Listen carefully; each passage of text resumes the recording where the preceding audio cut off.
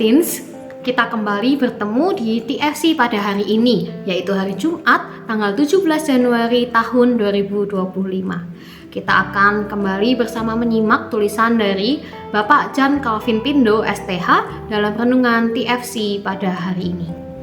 Kita akan merenungkan satu tema, yaitu utang darah, yang terambil dari Ulangan pasal 22 ayat yang ke-8.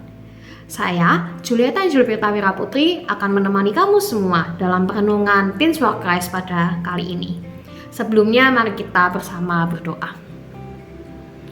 Terima kasih Tuhan untuk hari kehidupan yang Tuhan masih berikan kepada kami. Saat ini kami mau mendengarkan firman Tuhan, kiranya Tuhan sendiri yang menolong kami agar kami dapat mendengar dengan baik, memahami dengan baik, dan kelak juga melakukan dengan baik. Berfirmanlah ya Tuhan, kami siap mendengarkan. Amin. Bacaan kita hari ini hanya dari satu ayat saja, yaitu Ulangan pasal 22 ayat yang ke-8. Ulangan pasal 22 ayat yang ke-8 berbunyi demikian.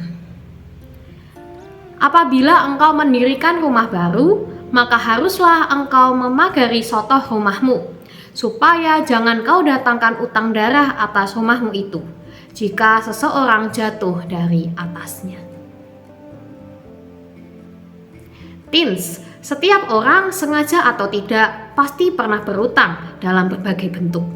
Ada yang berutang materi, utang budi, utang nyawa, bahkan utang darah. Prinsip utamanya adalah bahwa utang harus dikembalikan atau dibayar sampai lunas. Rumah-rumah di Israel pada umumnya memiliki atap berbentuk datar. Atap rumah yang datar itu disebut sotoh. Di situ, orang bisa melakukan berbagai kegiatan seperti beribadah, menjemur kain atau buah-buahan, mendirikan tenda untuk dipakai tidur pada waktu malam, atau mengumumkan sesuatu kepada orang banyak.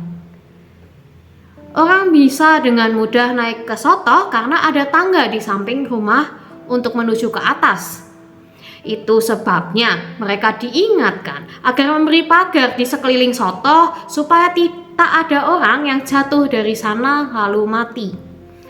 Bila hal itu terjadi, maka si pemilik rumah berutang darah terhadap mereka yang terjatuh dari atasnya. Teens, cobalah tanyakan kepada orang tuamu ketika mereka membangun rumah. Apakah mereka mempertimbangkan keselamatan orang lain yang akan datang berkunjung ke rumahmu? Misalnya, apakah akses keluar masuknya mudah, lantainya tidak licin, anak tangganya nyaman untuk digunakan melangkah, penerangan yang cukup, dan sebagainya? Atau orang tuamu, dan mungkin kamu juga, berpikir, ini kan rumahku, kenapa harus mikirin orang lain? Hari ini kita belajar dan diingatkan bahwa tempat tinggal kita pun bila tidak dibangun dengan memperhatikan faktor keselamatan bisa menyebabkan orang lain celaka.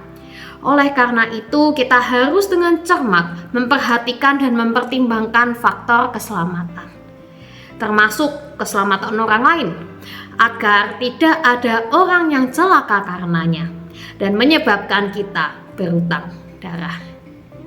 Amin. Mari kita berdoa.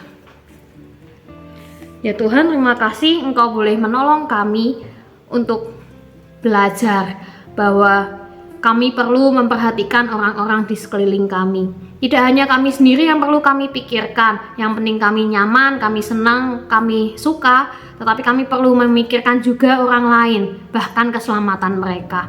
Dalam membangun rumah maupun dalam banyak hal lainnya, ajar kami ya Tuhan untuk tidak hanya egois dengan diri kami, tapi kami boleh belajar untuk juga memperhatikan sesama kami, orang-orang di sekitar kami, agar mereka pun juga boleh sama-sama merasakan nyaman dan selamat atas banyak hal.